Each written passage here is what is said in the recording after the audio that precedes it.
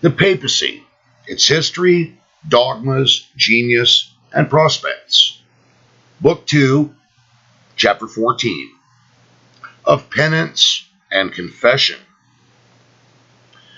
In baptism, all sin is washed away, and more particularly, the guilt of original sin. For the remission of sins done after baptism, the Roman Catholic Church has invented the sacrament of penance, that mystic machinery by which Rome perfects men for heaven without any trouble or pains of their own, is complete in all its parts. Holiness is conferred by one sacrament and maintained by another, and thus a mutual benefit is conferred.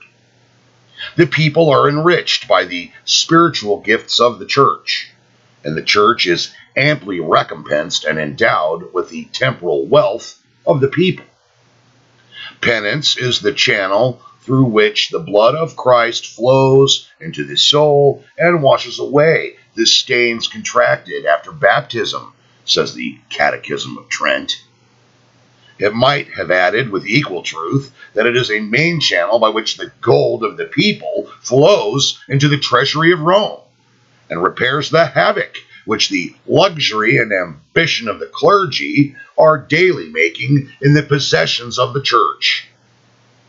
Penance, Dens defines to be a sacrament of the new law, by which those who have been baptized but have fallen into sin, upon their contrition and confession, obtain absolution of sin from a priest having authority. The Council of Trent requires all to believe, under the pain of damnation, that the Lord specially instituted the sacrament of penance, when after his resurrection he breathed on his disciples, saying, "Receive ye the Holy Ghost.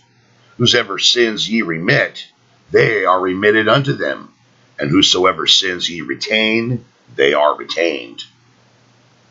The Fathers go on to argue that the power of forgiving sins, which Christ undoubtedly possessed and exercised, was communicated to the apostles and their successors, and that the Church had always so understood the matter.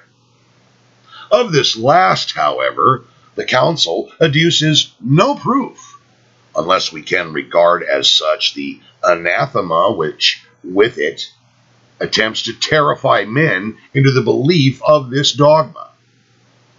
None can be saved, the Roman Catholic Church holds, without the sacrament of penance. It is as necessary to salvation, says the Council of Trent, for those who have sinned after baptism, as baptism itself for the unregenerate. Without its intervention, says the Trent Catechism, we cannot obtain or even hope for pardon. This sacrament, as regards its form, consists in the absolution pronounced by the priest, and as regards its matter, it consists in contrition, confession, and satisfaction, which are the acts of the penitent. And these are the several parts which are held to constitute the whole. Let us speak briefly of each of these. Contrition is defined by Dens to be, quote, sorrow of mind and abhorrence of the sin, with a full purpose not to sin any more, close quote. This differs little from what Protestant divines are accustomed to call godly sorrow, and had the matter rested here, we might have congratulated Rome on retaining at least one portion of truth. But she has spoiled all by the distinction which immediately follows of perfect and imperfect contrition. And perfect contrition flows from love to God, and the penitent mourns for his sin, chiefly because it has dishonored God, And this kind of contrition, the Council of Trent teaches, may procure reconciliation with God without confession and absolution. But then, perfect contrition, according to that council, includes a desire for the sacrament. And without that desire, contrition cannot procure pardon. Imperfect contrition, or attrition, as it is called, does not arise, according to Dens, from the love of God, or any contemplation of his goodness and mercy, but from the desire of pardon and the fear of hell. Attrition of itself cannot procure justification. It fails of its end unless it be followed by the sacrament. That is, unless it lead the person to confession and absolution. It was attrition which the Ninevites showed on the preaching of Jonah, and which led them to do penance, and ultimately to share in the divine mercy. Perfect contrition, the Church of Rome admits, may justify without the intervention of the priest. But such is the infirmity of human nature, that contrition is seldom or never attained, according to that church. The sorrow of the sinner in rare cases, if in any, rises above attrition, and therefore the doctrine of Rome on the head of penance is, in point of fact, briefly this, that without auricular confession and priestly absolution, no one can hope to escape the torments of hell. The next act in the sacrament of penance is confession. The Bible teaches the sinner to acknowledge his guilt to that majesty against whom the offense has been done, who is rich in mercy and ready to forgive. Rome requires all to make confession to her priests, and if any refuse to do so, she sternly denies them pardon and shuts against them the gates of paradise. It is incumbent on every penitent, says the Council of Trent, to rehearse in confession all mortal sins which, after the most rigid and conscientious scrutiny of himself, he can recollect. Nor ought he to conceal even the most secret. And Peroni lays it down as a proposition that the confession of every mortal sin committed after baptism is of divine institution and necessary to salvation. The confession of venial sins, by which we are not excluded from the grace of God and into which we so often fall, the Church of Rome has not made obligatory. Nevertheless, she recommends the practice as a pious and edifying one. For the confession of sins to man, not even the shadow of proof can be produced from Scripture. But the Church of Rome proves to her own satisfaction the duty of auricular confession, by that convenient logic of which she makes such abundant use, and by which all her more difficult and extraordinary positions are established. She first lodges in the priest the power to pardon sin, and argues from that it is necessary to confess to the priest in order to obtain the pardon he's authorized to bestow. He is a judge, says Dens. He sits there to decide the question whether such a sin is to be remitted or retained. But how can a judge pronounce sentence without hearing the case? And he can hear the case only by confession of the sinner, to whom alone is the sin known. Those sins only that are confessed can be pardoned. Concealment is held to be a mortal sin, and thus the sinner conceals his offenses at the peril of his salvation.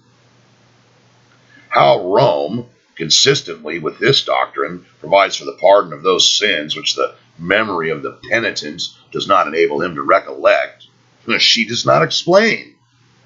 Nor is it only the bare fact the penitent is bound to mention. He must state all the circumstances and peculiarities of his sin, whether these aggravate or extenuate it. Nor is the penitent to be left to his own discretion.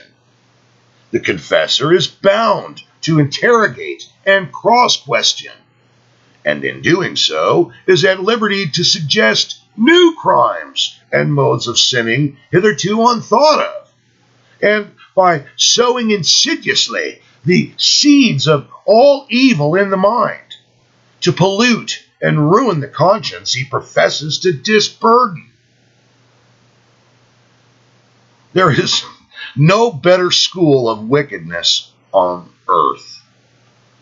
History testifies that for every offender whom the confessional has reclaimed, it has hardened thousands.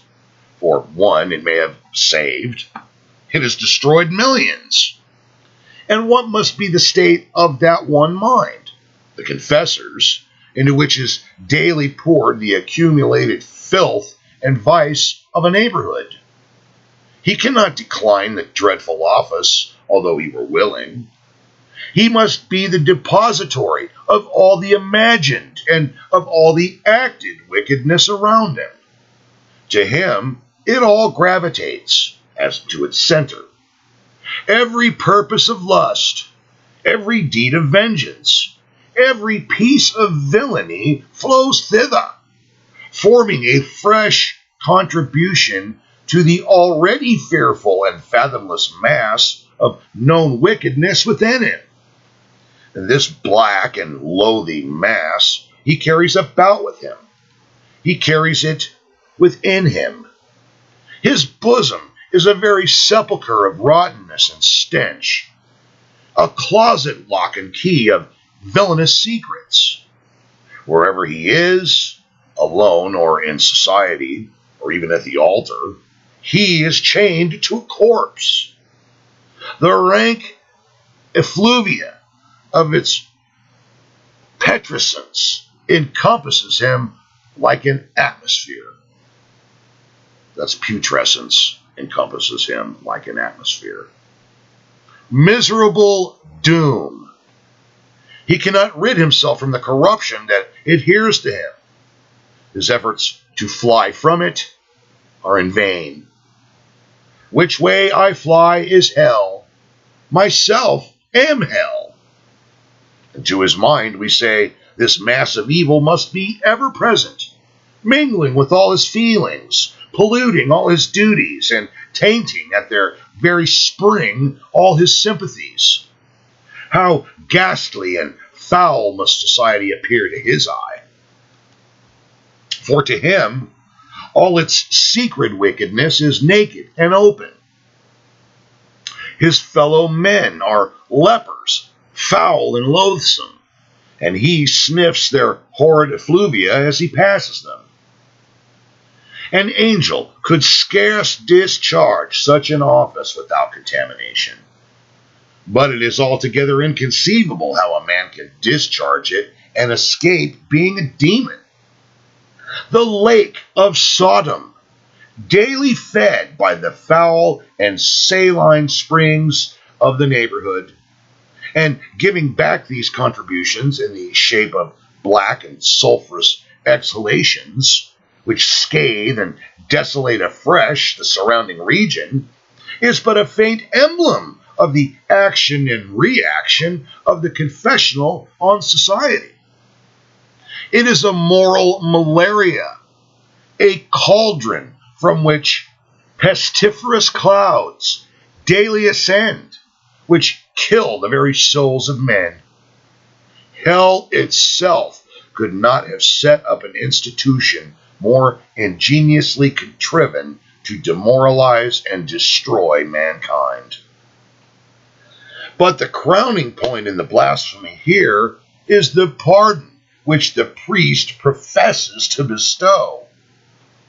And Protestants grant that Christ has committed to the office bearers in his house the power of binding and loosing, in the sense of excluding from or admitting to the communion of the church visible.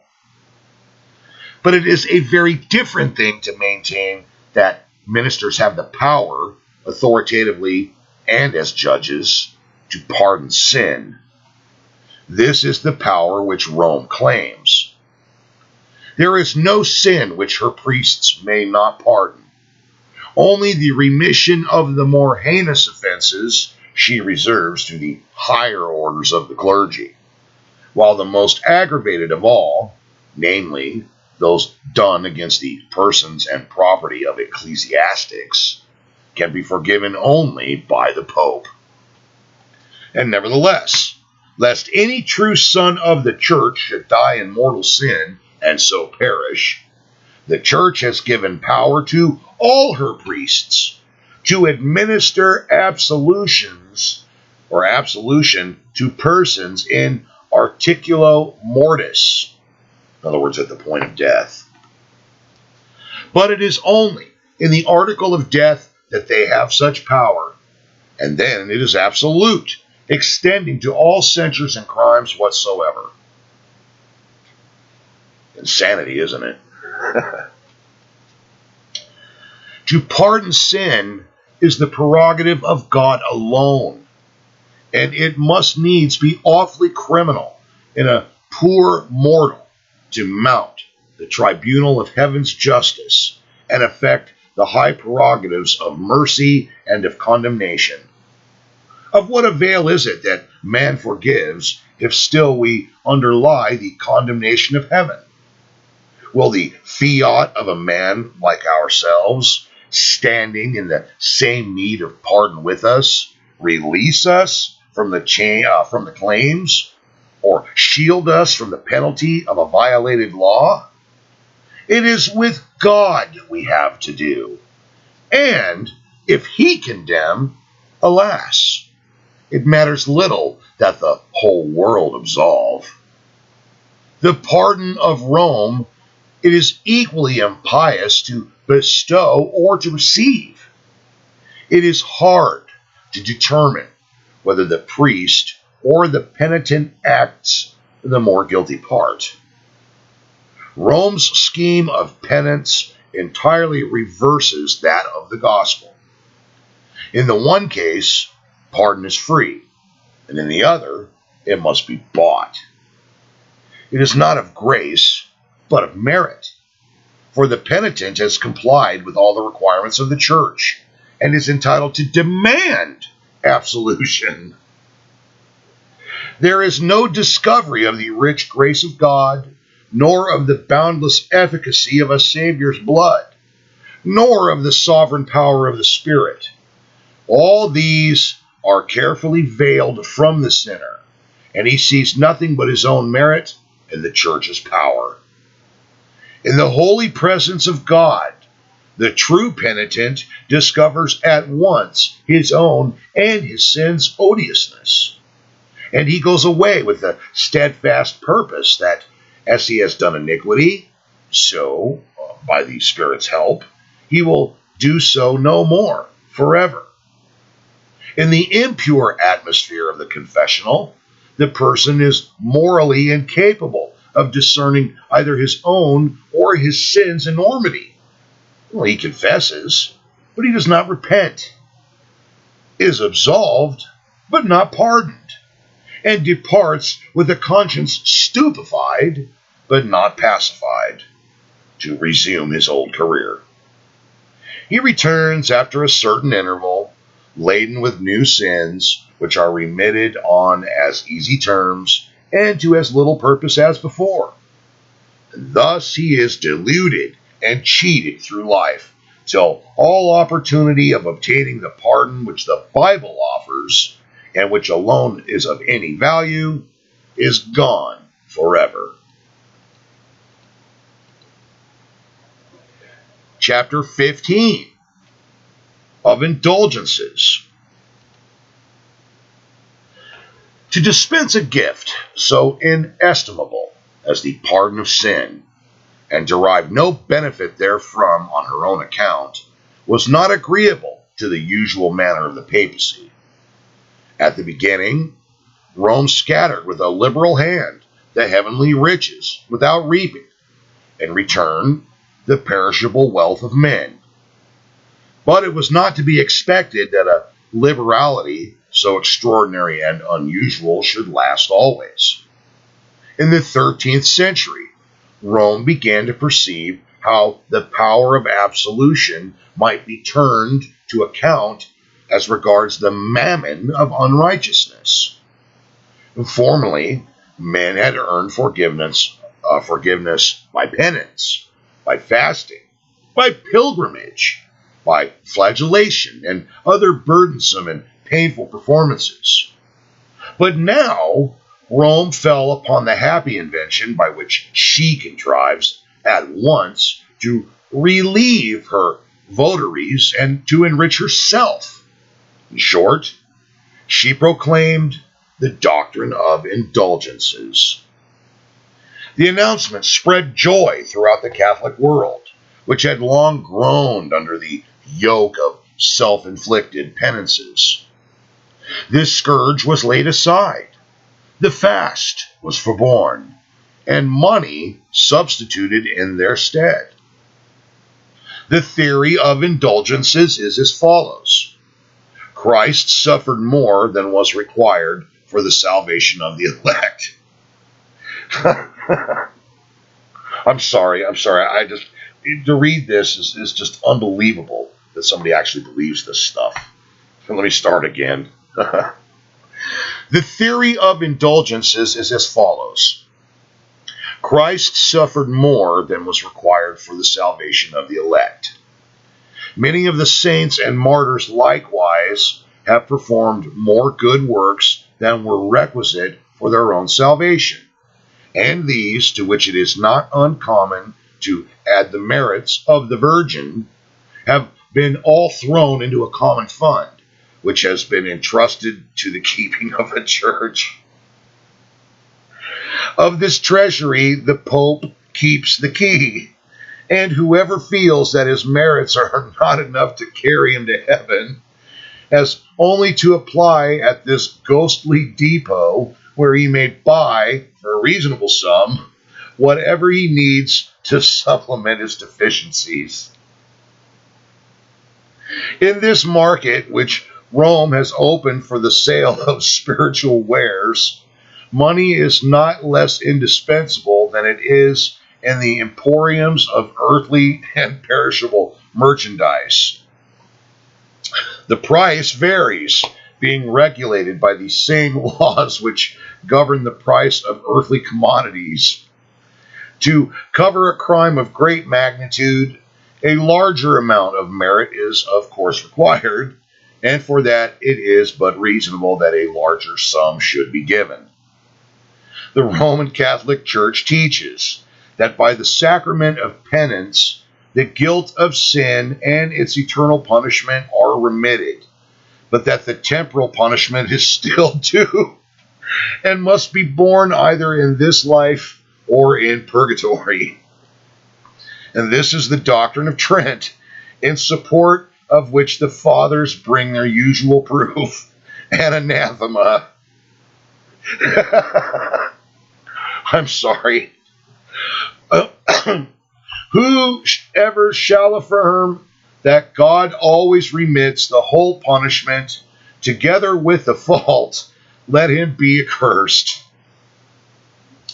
The same is taught by the modern theological writers of Rome. It is in this way that indulgences are useful. They procure remission of the temporal punishment, either in whole or in part. That is, the calamities inflicted in this life are alleviated, and the sojourn in purgatory is very much shortened. Some modern papists, such as Bossuet, ashamed of the doctrine of indulgences, have sought to disguise it or deny it altogether by representing representing it as nothing more than a remission of ecclesiastical penances or censures. And this is shown incontrovertibly to be a fraud. First, by the fact that indulgences are held to benefit the dead who may release from purgatory, and second, because this account of indulgences is in plain opposition to the decrees of Trent on this subject, to the deliverances of the Roman Catechism, and to the doctrine taught in Dens and Pironi. The latter remarks that the power of forgiving every kind of sin by the sacrament of penance resides in the Church, and consequently the absolving priest truly reconciles sinners to God by a judicial power received from Christ. He repudiates the idea that it is a mere power of declaring that the sin has been forgiven that the priest exercises. The man, says he, who heals a wound or unties a chain does not merely pronounce the patient to be whole or the captive to be free. He actually makes him so. And so the absolution of the Church is not the mere declaring the sin to be forgiven. It is the remitting or retaining of the sin. The statement of Bossuet is in plain opposition, moreover, to the notorious practice of the Church of Rome, which, before the Reformation especially, kept open market in Europe, in which, for a little money, men might purchase the remission of all sorts of enormities and crimes. This scandalous traffic Rome unblushingly carried on till it was denounced by Luther. And since that time, she has exercised a little more circumspection. She no longer sends trains of mules and wagons across the Alps, laden with bales of pardons, and this branch of her business is now carried on by her ordinary bishops. The trade is too shameful to be openly avowed, but too gainful to be given up. Her hawkers have ceased to perambulate Europe, but her indulgences still circulate throughout it. The doctrine of indulgences, as explained by Leo X, is, quote, that the Roman pontiff may, for reasonable causes, by his apostolic authority, grant indulgences out of the superabundant merits of Christ and the saints to the faithful who are united to Christ by charity, as well for the living as for the dead. All persons, whether living or dead, who really obtain any indulgences of this kind, are delivered from so much temporal punishment, due, according to divine justice, for their actual sins, as is equivalent to the value of the indulgence bestowed and received, close quote. Wow. We might quote, did our space permit, numerous bulls of succeeding popes to the same effect, all showing that the Church of Rome holds that the matter of indulgences is the merits of Christ and the saints, and that they confer remission of sin and release from purgatory. We might quote the bull of Pius VI, established in 1794, or the bull of Benedict XIII in 1724, and that of Benedict the 14th in 1747, and the bull of indiction for the Universal Jubilee in 1825, which grants, upon certain conditions, a plenary indulgence, remission, and pardon of all their sins to all the faithful of Christ. The Council of Trent strongly recommended indulgences as a salutary to Christian people, and anathematized all who should assert the contrary.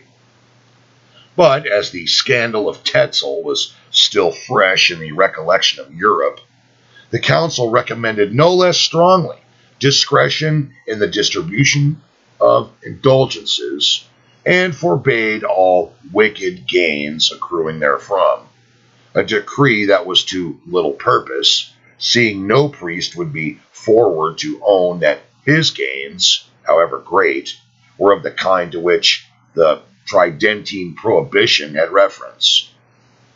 The Romish authorities, from the Council of Trent downwards, have been careful how they defined indulgences. Indeed, they have studiously involved the subject in obscurity. Their explanations remind us of the lucid reply given by a monk at Rome to a visitor in the Eternal City who asked him what an indulgence was.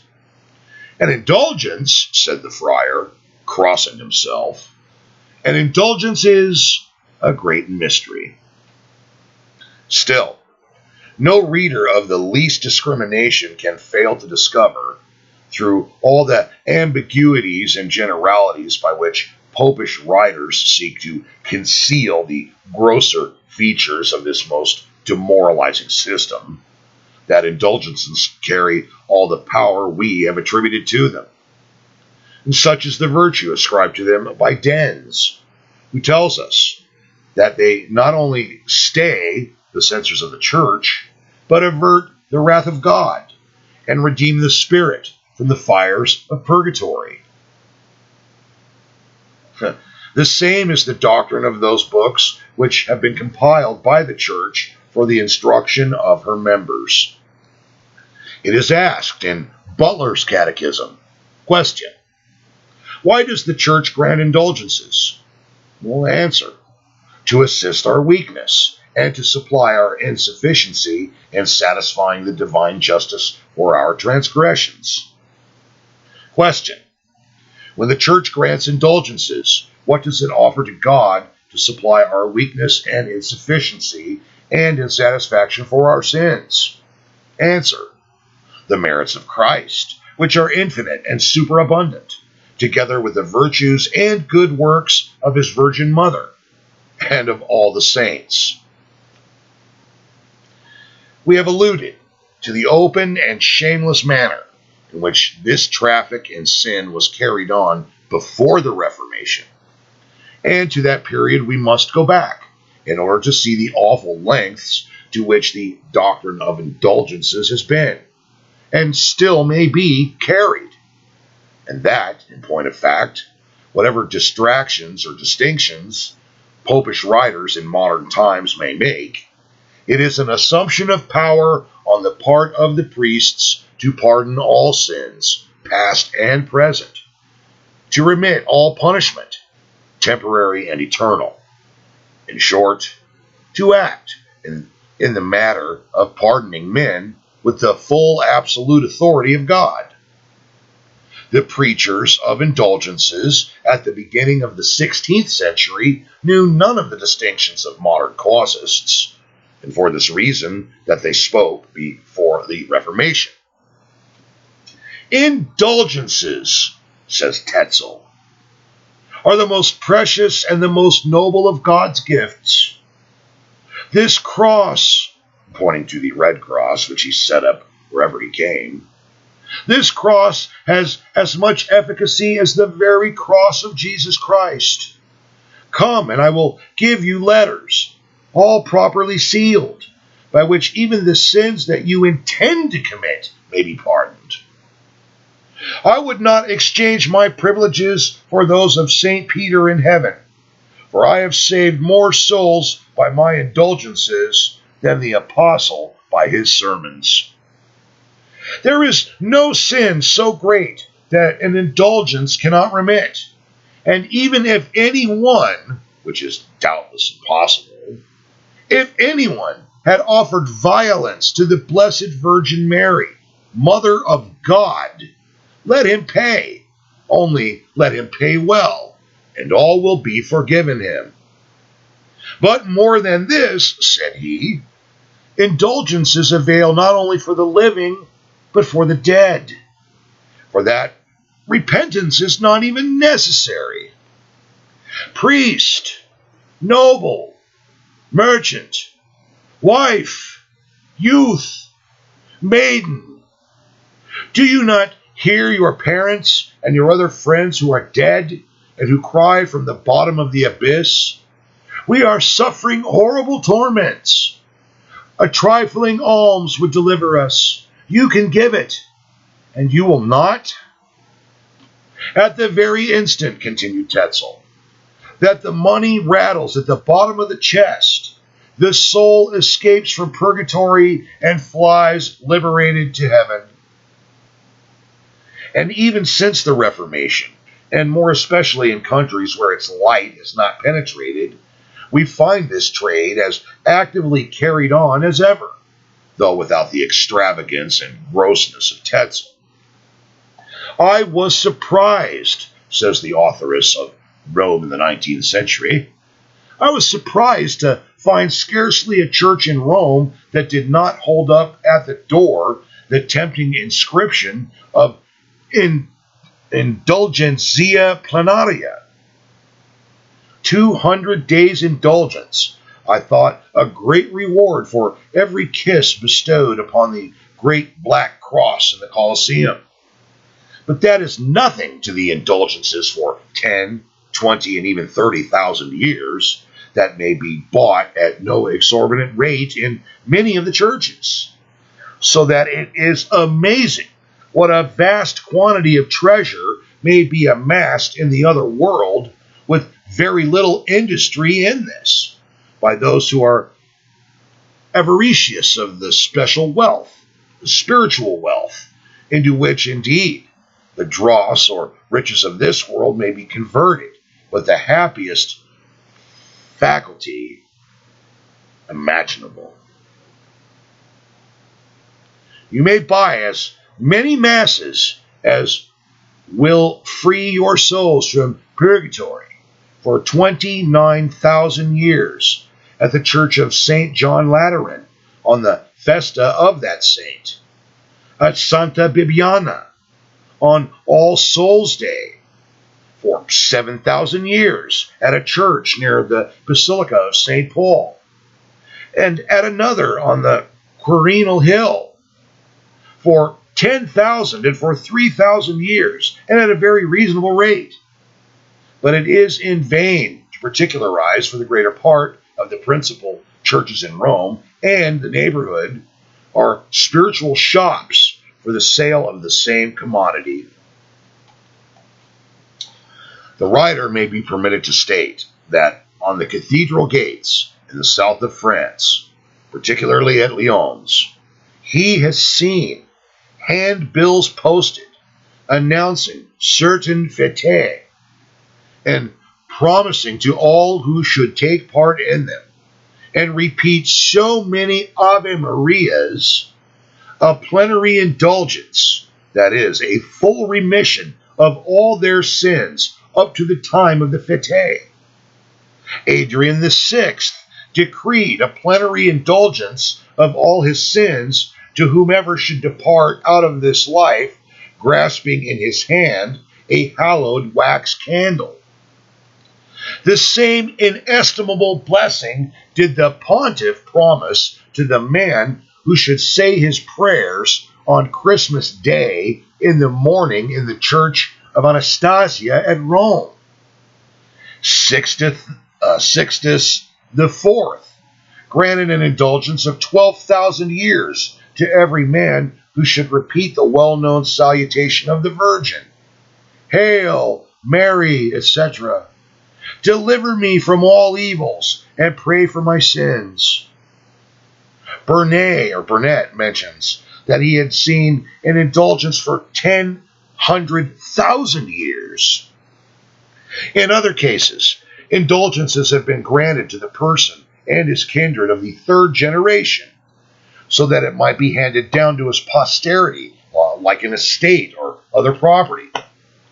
Nobles have obtained indulgences, including their retinue as well as themselves, much as a wealthy man nowadays, in traveling by steamer or rail, buys a ticket for himself and all the members of his suite.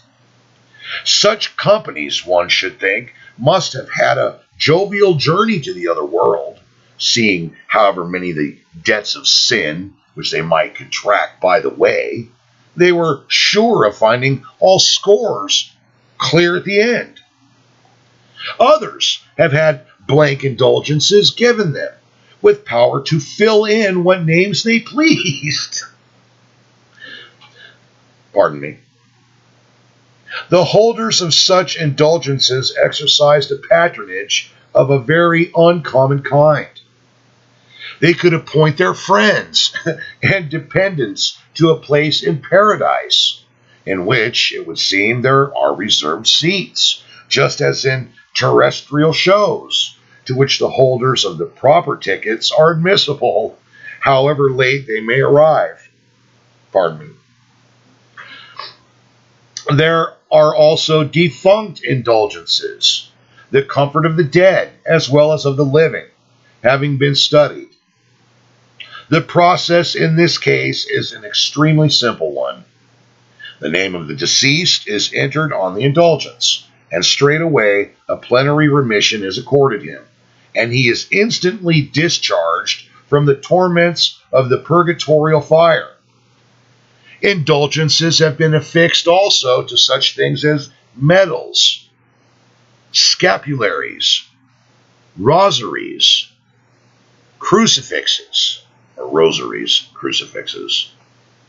Of these we have a notable instance in the Bull of Indulgence granted by Pope Adrian VI to certain beads which he blessed. Pardon me. This bull was afterwards confirmed by Gregory XIII, Clement VIII, Urban VIII, and ran in the following terms, quote, "Whosoever has one of these beads and says one Pater Noster and one Ave Maria shall on any day release 3 souls out of purgatory, and reciting them twice on a Sunday or holiday shall release 6 souls. Also reciting 5 Pater Nosters and 5 Ave Marias on a Friday to the honor of the 5 wounds of Christ shall gain a pardon of 70,000 years." Wow, 70,000 years. "And the remission of all his sins." 1 bead. Amazing. These are mere gleanings. With a little industry, one might collect as many facts of this sort as would fill volumes. So lucrative a trade has not been left to regulate itself. An apostolic tariff was framed, so that all who frequented this great market of sin might know at what price to purchase the spiritual wares there exposed. A book was published at Rome entitled Taxes of the Apostolic Chancery, in which the price of absolution from every sin is fixed. Murder may be bought for so much, incest for so much, adultery for so much, and so on, through the long catalog of abominations which it would pollute our page to quote. Sins unheard of and unthought of are here, put up for sale, and generally at prices so moderate that few can say they are beyond their reach. This book, the most atrocious and abominable the world ever saw, sets forth and commends the wares in which Rome deals, and of which she claims a monopoly. And herein she unblushingly advertises herself to the whole world as a trafficker in murders, parricide, incests, adulteries, thefts, perjuries, blasphemies, sins, crimes, and abominations of every kind and degree. Come hither, she says to the nations, and buy whatever your soul lusteth after. Let no fear of hell or of the anger of God restrain you. I will secure you against that. Take, eat, ye shall not surely die. And so spoke the serpent to our first parents beneath the boughs of the interdicted tree. And so does Rome speak to the nations. Ye shall not surely die. He was indeed a true limner, who drew Rome's likeness in the Apocalypse. Quote, the mother of harlots and abominations of the earth. Close quote. In some indulgences, the church exercises the power of absolution, and in others, of simple loosing. The first has respect to the living, the second to the dead, whom the indulgence looses for purgatory, or strikes off so many days or years from the allotted period of suffering there. Indulgences are also divided into plenary and partial. The indulgence is plenary when the whole temporal punishment due for sins committed prior to the date of the indulgence is remitted. In a partial indulgence, part only of the temporal punishment is discharged. In this case, the period is generally stated and ranges from a day to some hundreds of thousands of years, which means that the person's future sojourn in purgatory will be less by the period fixed in the indulgence. Romanists have affected a virtuous indignation at the charge which has not unfrequently been preferred against them, that their church has established a system of selling licenses to commit sin. They have denounced this as a calumny, because, forsooth, their church does not take money beforehand, but allows the sinner first to gratify his passions, and then receives the stipulated price. But where's the difference? If Rome tells the world, as she does, that for a certain sum, which is generally a small one, she will grant absolution for any sin which any one may choose to commit, and if the person finds that he has the requisite sum in his pocket, has he not as really a license to commit the sin as if the indulgence were already in his possession? Besides, what does Rome say to these indulgences which extend over some hundreds of thousands of years? How easy would it be to buy a few such indulgences and so cover the whole period allotted for suffering in purgatory? And not only so, but to have a balance in one's favor. In such a case, let the person live as he lists. Let him commit all manner of sins in all manner of ways. Is he not as sure as Rome can make him that they are all pardoned before they are committed? Here is a license to sin with a vengeance. Could the evil heart of man, greedy on all wickedness, desire an ampler toleration? Or could larger license be granted by the author of evil himself? The foulest of the ancient polytheisms were immaculate and holy compared with Rome.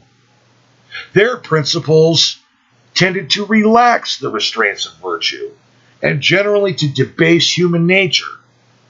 But when did they proclaim to the world an unbounded liberty of sinning? When did they trade in sin?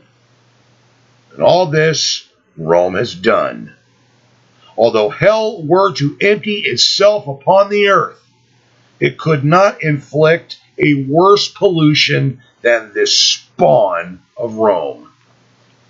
Though fiends were to walk up and down in the world, and with serpent tongue and hissing accents to prompt and solicit mortals, they could not lure and destroy more effectually than Rome's pardon mongers. When Rome took her way among the benighted nations, who could resist her offers? A paradise of sin on earth, and a paradise of happiness hereafter, and all for a little coin. Yes, of all the evil systems which have arisen to affront God, to mock man, and to do the work of hell, Rome is entitled to rank foremost. Others have done viciously, but she has excelled them all. She has invented sin, taught sin, acted sin, and traded in sin, and so has made good, beyond the possibility of doubt or question, her title to the name which stood on the page of prophecy as at once the ominous harbinger and compendious description of a system onwards or afterwards to arise, the man of sin. There is not a day in the year in which indulgences for any sin and to any amount may not be obtained. But the year of Jubilee is marked in the calendar of Rome as a year of special grace. The Jubilee was instituted in the year 1300 by Boniface VIII. It was to return every 100th year, in imitation of the secular games of the Romans, which were celebrated once in an age. A most plenary pardon of all their sins was promised to those who should visit the churches of St. Peter and St. Paul at Rome. The same reward was to belong to such as, unable to undertake so long a pilgrimage, should pay a certain sum, and to such as might die by the way. He who sat on the 7 hills gave commandment to the angels to carry their souls direct to the glory of paradise, since they were absolved from the pains of purgatory. And to the priests it was indeed a jubilee. The multitude of pilgrims filled Rome to overflowing. Their wealth replenished the coffers of the pontiff. The most notorious sinners were transformed by the pontifical magic into saints and sent away as pure as they came. From their long journey, which had taxed alike the limbs and the purse, they reaped, as Rome had promised they should, a plentiful harvest of penitence. But most of all, it grieved the popes to think that a century must pass away before such another year should come round. It was not fit that the church should so hoard her treasures, and afford to her sons only at long intervals opportunities of evincing their gratitude by the liberality of their gifts. Considerations of this sort moved Clement VI to reduce the term of Jubilee to 50 years. It was found still to be too long, and was shortened by Urban VI to 33, and finally fixed by Sixtus V at 25.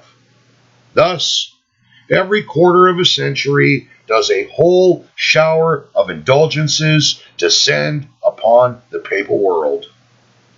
The last return of, quote, the year of expiation and pardon, of redemption and grace, of remission and indulgence, close quote, to use the terms of the bull of Leo XII, was 1850. The result is told by Papacy. Quote, the late effort of Pio IX to get up a pious enthusiasm after the fashion of his predecessors on the recurrence of the semi-secular year of 1850 had utterly failed throughout the Italian peninsula, and though he held forth one hand filled with indulgences, the other was too palpably armed with the cudgel of the Croat to attract the approach of his countrymen, close quote. But it is not the prodigality with which Rome scatters indulgences among all who need or will receive them a dangerous one? In these evil times, a great deal must be flowing out of this treasury, and very little flowing in. Is there no risk of emptying it? Day and night there rolls a river of indulgences, ample enough to supply the necessities of the Roman Catholic world. Yet century after century finds the source of this mighty stream undiminished. And here is another of Rome's wonders. The ocean itself would in time become dry were it not fed by the rivers. Where are the rivers that feed this spiritual reservoir? Where are the eminent living saints of the Roman Catholic Church, whose supererogatory virtues maintain a balance against the infidels, socialists, formalists, and evil characters of all kinds, which, it is now confessed, abound within the pale of Rome? We see all coming with their pitchers to draw, but none bringing contributions hither. We are reminded of those natural phenomena which have exercised and baffled the ingenuity of naturalists. We have here a phenomenon exactly the reverse of the Dead Sea, into which the floods of the Jordan are hourly poured, but from whose dark confine there issues no stream. And we have a direct resemblance in the Mediterranean, out of which a stream is ceaselessly flowing through the Straits of Gibraltar into the capricious bosom of the Atlantic. Yet the shores of the former are always full and undiminished. Doubtless, in both cases, there is a compensatory process going on, though invisibly. And perhaps Rome may hold, in like manner, that the rivers that feed her ocean of merit roll in secret, unseen and unheard. At all events, she teaches that it is completely inexhaustible. A time will come when the mines of Peru and California shall be exhausted, and their last golden grains dug up. But a time will never come when the treasury of Rome shall be exhausted, and not a grain of merit more to remain to be doled out to the faithful. What has she not already drawn from that exhaustless treasury? Not to speak of the kings, nobles, priests, and the countless millions of people of all conditions whom she has delivered out of purgatory. She has carried on with its help of numerous crusades, waged mighty wars, raised sumptuous palaces, and built magnificent temples. The dome of St. Peter's remains an imposing monument of the exhaustless mine of wealth which the Indulgences opened to Rome. Those magnificent Gothic structures that cover papal Europe, what are they? The monuments of the piety of former ages? No. Love did not place a stone in any one of them.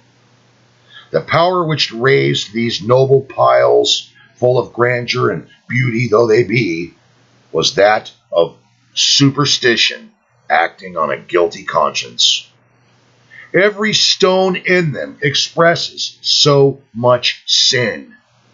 Their beautiful marbles, their rich mosaics, their gorgeous paintings, their noble columns and towers bespeak the remorse of the dying sinner, who vainly strove by these expiatory gifts to relieve a conscience which felt sorely burdened by the manifold crimes of a lifetime. Again, Rome has been compelled by the necessities of these latter times to betake herself to a resource which very shame had forced her to abandon. There are Italian exiles in London, which she would have rewarded with a dungeon in their own country, but for whom she builds a church in ours. And with what? With the sins of papal Europe. An indulgence of 100 days, and a plenary indulgence of 1 day are offered by the pontiff to all who shall contribute an alms for its erection. A temple of piety. Faugh! The structure will be redolent of abominations of all kinds.